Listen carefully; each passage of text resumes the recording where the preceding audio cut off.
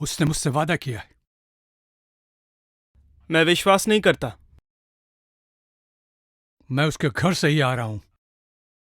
मैंने उससे वादा किया है कि तुम्हारे साथ अगर उसने मिलना जुलना बंद कर दिया तो उसे जितना रुपया चाहिए मैं उसे दूंगा। उसने खुद मेरे ऑफिस का पता मुझसे लिया और कहा कि सही वक्त पर पैसे लेकर वो गांव चली जाएगी। तुम्हारे लिए इससे पहले भी बहुत से लोगों को बहुत रुपया देना पड़ा है नुकसान के तौर पर। इस बार अपने खानदान की मान मर्यादा बचाने के लिए मुझे ज्यादा रुपया देना पड़ा तो भी मैं दूंगा।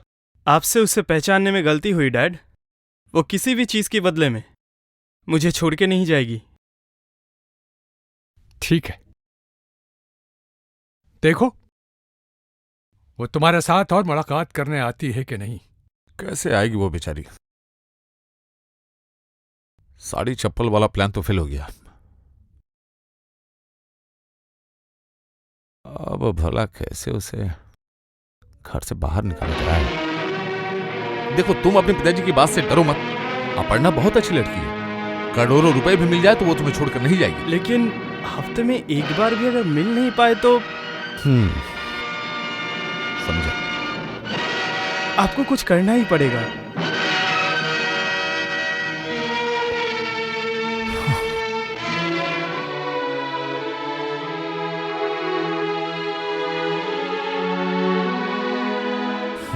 तुम एक काम करो, कल सुबह पिंकी के कॉलेज पहुंचो।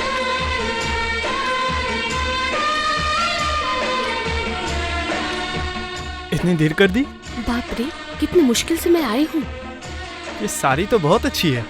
तुम क्या लग रही हो? दीदी ने पहनने के लिए दिया। चलो चलते हैं। कहाँ जाना है? अमेरिका।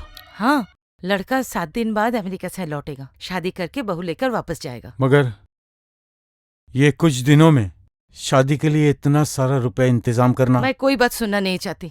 कहीं से भी तुम पैसे का इंतजाम करो। एक बार अपर्णा की वजह से मेरी लड़की की शादी टूट गई। फिर से अगर शादी टूटी तो कोई भी लड़का उसे शादी करने के लिए राजी नहीं होगा।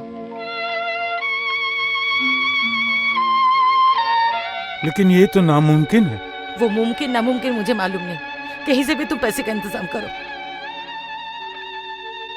तुम समझ नहीं रही हो। प्रोविडेंट फंड से सब रुपए उठाकर अरिजीत बाबू का कर्ज चुकाया है। अभी इस वक्त इतना सारा रुपए। मुझे वो सब कुछ नहीं पता। अगर ये शादी टूट गई तो तुम देख लेना, मैं अपने आप को जला दूंगी। देख लेना।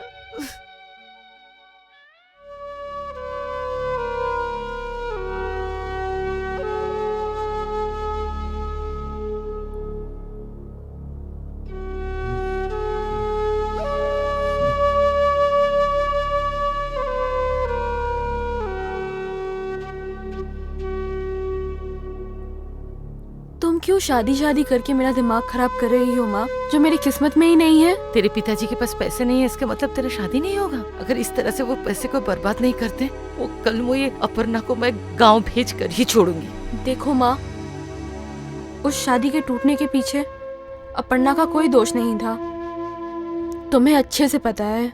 तो फिर क्यों उसे इसमें शामिल करती हो? तू भी तो तेरी पापा मामा चैन की तरह हो गई है। कुछ कहने से ही उल्टा सीधा बातें कहने लगती है। इतने दिन से ही तो अपर्णा को देख रही हो माँ। सच बताओ तो वो हमारे संसार के लिए क्या नहीं करती है। मेरी शादी ना होकर अगर उसकी शादी होती तो मैं और भी ज्यादा खुश होती। यहाँ पे मेरे पापा माँ दादा सब है। उस अभागन का कौन है बोलो तो माँ? उसकी बात छोड़कर अब अपने बारे में सोच। एक बार अपनी मामा से पैसों की बात करेगी। मुझसे ज्यादा अपने भाई की अवस्था तुम अच्छे तरीके से जानती हो माँ।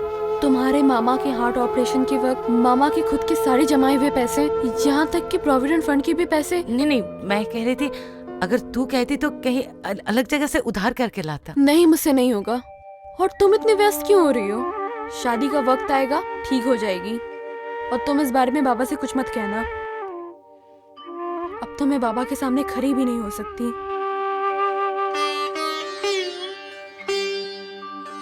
तुमने कभी बाबा की तरफ अच्छे से देखा है? सोचते सोचते उनकी शरीर की क्या हालत हो गई है। रात को शायद ठीक से सोते भी नहीं है।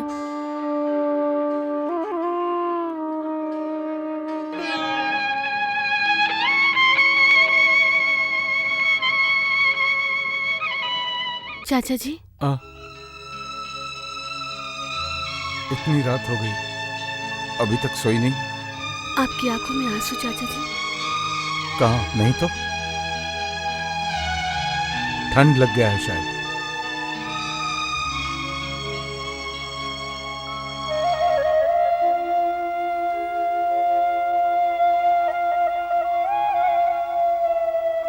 नीचे चलिए चाचा जी, चाची जी बुला रही है।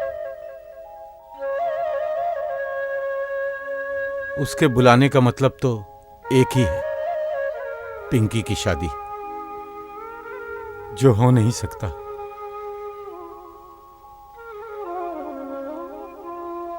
मुझे पता था इस घर में कुछ घटेगी।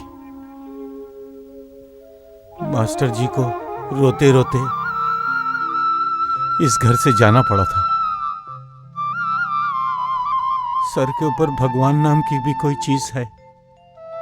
मास्टर जी के आंसू की कीमत इस घर को आंसू से ही चुकाना पड़ेगा।